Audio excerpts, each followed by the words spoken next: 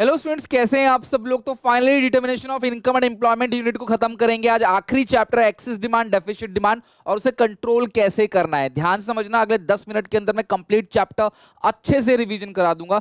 सबसे पहले excess demand है क्या? ये वो सिचुएशन है जहां पे एग्रीगेट डिमांड ज्यादा है एग्रीगेट सप्लाई से। अगर आप देखोगे ये रहा एडी सी प्लस आई, अगर आप एक्स्ट्रा एडिशनल इन्वेस्टमेंट करोगे तो एग्रीगेट डिमांड बढ़ जाएगा, ऊपर की तरफ शिफ्ट होगा AD1 या AD डैश। अब नया एग्रीगेट डिमांड सप्लाई को जहां टच करता है वो पॉइंट आता है न्यू इक्विलिब्रियम पॉइंट, और उससे बनता है न्यू इक्विलिब्रियम पॉइंट, इसको बोलते हैं। ये हो गया फुल इंप्लॉयमेंट इक्विलिब्रियम और ये पॉइंट हो गया बियॉन्ड फुल इंप्लॉयमेंट इक्विलिब्रियम। और इससे गैप कौन सा बनता है? Inflationary gap. इन दोनों एडी के बीच का जो गैप है वो इन्फ्लेशन गैप है। ये एडी है, एएस है, आपको पता है 45 डिग्री से बनता है एक्स एक्सिस वाई एक्सिस। तो एक्सिस डिमांड से क्या होता है? Inflation gap AD1 minus AD when autonomous investment increase. कब होता है एक्सिस डिमांड? जब ऑटोनोमस इन्वेस्टमेंट बढ़ेगा तो एडी लाइन शिफ्ट होगा पैरेलल अपवर्ड्स और अज्यूम नया पोजीशन बन जाएगा AD1। रीजन क्या है एक्सिस डिमांड के? प्राइवेट कंजम्पशन एक्सपेंडिचर बढ़ेगा, गवर्नमेंट फाइनल कंजम्पशन एक्सपेंडिचर बढ़ेगा, प्राइवेट इन्वेस्टमेंट एक्सपेंडिचर बढ़ेगा, नेट एक्सपोर्ट बढ़ेगा, टैक्सेस कम होंगे तो लोग ज्यादा डिमांड करेंगे। This leads to the reason of excess demand या फिर reason of inflationary gap. Export बढ़ेगा, इंपोर्ट घटेगा, टैक्स रेट कम होंगे तो लोग ज्यादा डिमांड करेंगे। इंपैक्ट ऑफ एक्सेस डिमांड, अगर एक्सेस डिमांड होगा तो उसका इंपैक्ट क्या होगा? सबसे पहला effect on output. Excess demand doesn't affect the level of output. ध्यान रखना, एक्सिस डिमांड लोगों को लगता है ज्यादा आउटपुट बनेगा, नहीं। एक्सिस डिमांड आउटपुट का इफेक्ट नहीं करेगा because economy already full employment level पे काम कर रही है, कोई कैपेसिटी नहीं है इकोनॉमी की प्रोडक्शन करने की, तो आउटपुट तो नहीं बढ़ने वाला। Effect on employment, there will be no change in the level of employment as economy is already operating at full employment equilibrium and there is no involuntary unemployment. तो अगर फुल इंप्लॉयमेंट इक्विलिब्रियम में है, कोई भी involuntary unemployment नहीं है, इसकी वजह से हम लोग आउटपुट और एम्प्लॉयमेंट में कोई चेंज नहीं आएगा। तो आप ध्यान रखना कि एक्सेस डिमांड की सिचुएशन में आउटपुट और एम्प्लॉयमेंट में कोई चेंज नहीं आएगा। हाँ, प्राइस में चेंज आएगा। Excess demand leads to rise in the general price level. ज्यादा डिमांड होने की वजह से इन्फ्लेशन बढ़ता है, जनरल प्राइस लेवल जो है बढ़ता है क्योंकि एडी ज्यादा है एएस से।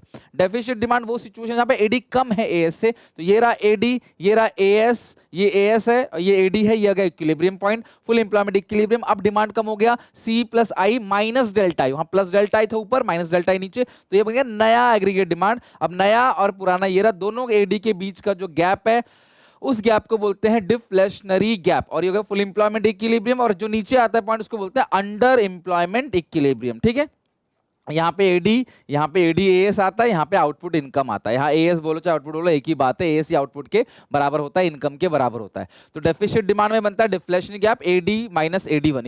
ये जो पॉइंट है ना, इन दोनों के बीच का गैप वही दिखाता है डिफ्लेशनरी गैप।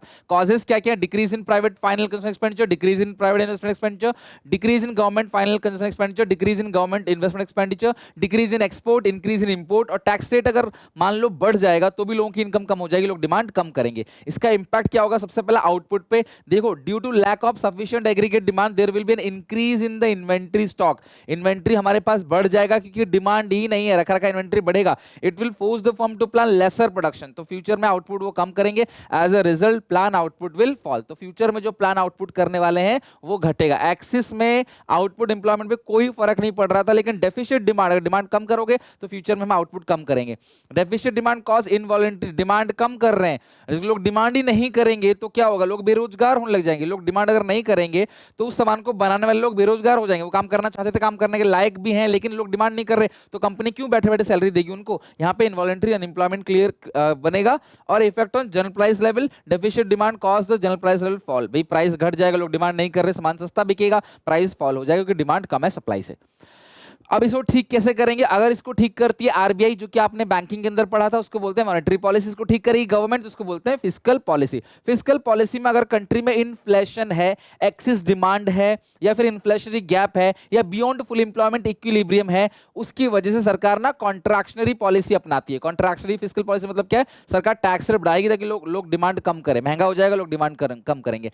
एक्सिस डिमांड में लोग ज्यादा डिमांड कर रहे थे, हमें कम करवाना है, टैक्स रेट बढ़ाएंगे और सरकार अपने खर्चे कम कर दे, गवर्नमेंट स्पेंडिंग स्पेंडिंग क्या कर दी, कम। सरकार का खर्चा, लोगों की इनकम बनता है, सरकार खर्च कम करेगी, लोगों के पास पैसा कम पहुंचेगा, लोग डिमांड कम करेंगे। लेकिन अगर कंट्री में डिफ्लेशन है, डेफिशिएंट डिमांड है, या फिर अंडर एम्प्लॉयमेंट इक्विलिब्रियम है, डिफ्लेशनरी गैप है, तो सरकार एक्सपेंशनरी फिस्कल पॉलिसी अपनाती है, टैक्स रेट सरकार कम करती है ताकि लोगों के पास ज्यादा पैसा बचे, लोग ज्यादा खर्च करें। मैं 100 रुपए कमाता हूँ, 30 टैक्स दे देता, अब सरकार कहते हैं 20 टैक्स दो, तो 80 बचेगा मेरे पास, पहले 70 बचता था, अब 80 बचेगा, तो मैं खर्च ज्यादा करूंगा। तो यहाँ पे मैं डिमांड क्या करूंगा, बढ़ाऊंगा, टैक्स कम होते ही, और सरकार स्पेंडिंग बढ़ाएगी, सरकार का खजाना निकलेगा जनता के लिए, जनता को पैसा मिलेगा, काम करके मिलेगा, बट जनता को पैसा मिलेगा ना, तो लोग डिमांड ज्यादा करेंगे। तो यहाँ पे हमें डेफिशिएंट डिमांड के अंदर डिमांड बढ़ाना है, एक्सेस डिमांड में डिमांड को कम करना है। This is called fiscal measure, जिसके दो कंपोनेंट है, गवर्नमेंट स्पेंडिंग से government expenditure on public welfare work, दूसरा है गवर्नमेंट टैक्सेशन पॉलिसी।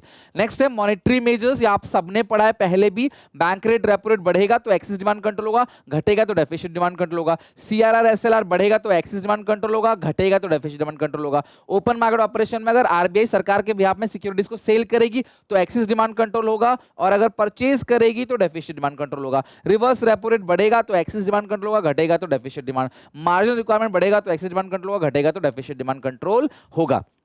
सबसे बड़ा सवाल यह है, सर मार्जिनल रिक्वायरमेंट होता क्या है? अगर मुझे 50 लाख का लोन चाहिए तो मेरे को 70 लाख की प्रॉपर्टी गिरवी रखनी पड़ेगी, इसका डिफरेंस जो है वो मार्जिन रिक्वायरमेंट है। बैंक कहते हैं नहीं भैया, 50 आपको 70 लाख की प्रॉपर्टी है, 50 का लोन मिलेगा, तो अगर मार्जिन कल को 20 की जगह बैंक 30 लाख कर देगी तो मुझे 40 का लोन मिलेगा, बैंक 40 लाख कर देगी तो मुझे कितने का, 30 का लोन मिलेगा, बैंक 50 लाख का मार्जिन करेगी तो मुझे 20 लाख का लोन मिलेगा। तो मार्जिन जैसे जैसे बढ़ेगा लोन कम होता चला जाएगा। तो इन्फ्लेशन में जनता को लोन कम देना है तो आरबीआई मार्जिन बढ़ाती है, और डिफ्लेशन में ज्यादा देना है तो आरबीआई मार्जिन कम कर देती है। अगला है क्वालिटेटिव क्वांटिटेटिव, इसके अंदर बैंक रेट और रेपो रेट। बेसिकली क्या होता है, जिस रेट पे कमर्शियल बैंक आरबीआई से लोन लेती है उसको बोलते हैं बैंक रेट या फिर रेपो रेट। अगर वो बढ़ेगा तो कमर्शियल बैंक क्या करेगी, महंगे रेट पे लोन दे रही है तो जनता को भी महंगे रेट पे, सॉरी आरबीआई महंगे रेट पे लोन देगी कमर्शियल बैंक को, तो कमर्शियल बैंक जनता को महंगे रेट पे लोन देगी, लोग लोन कम लेंगे, डिमांड कम करेंगे। इसीलिए आरबीआई इन्फ्लेशन की केस में या एक्सेस डिमांड के केस में बैंक रेट रेपो रेट को बढ़ाता है, और उल्टा डेफिशिएंट डिमांड केस में उसे कम करता है, ताकि आरबीआई कमर्शियल बैंक को सस्ते रेट पे लोन दे और कमर्शियल बैंक जनता को सस्ते रेट पे लोन दे।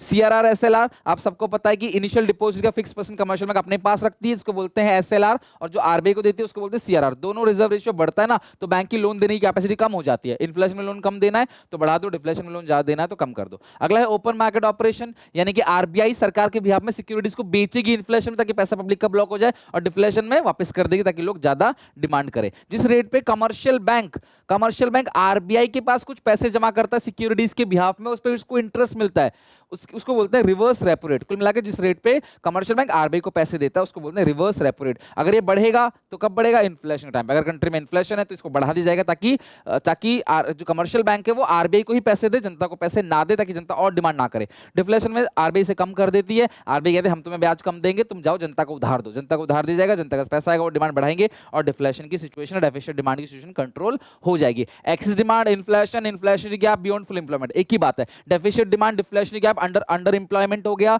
या डिफ्लेशन हो गया, ये सब एक ही बात है। Okay, that's it. और इसके साथ हमारा ये वाला यूनिट भी पूरा का पूरा खत्म हो गया। आई होप आपको कुछ सीखने को मिला होगा, फटाफट कंप्लीट रिवीजन करा दिया। कैसा लगा बताना मुझे कमेंट सेक्शन में। मिलते हैं नेक्स्ट वीडियो में, टेक केयर, बाय बाय।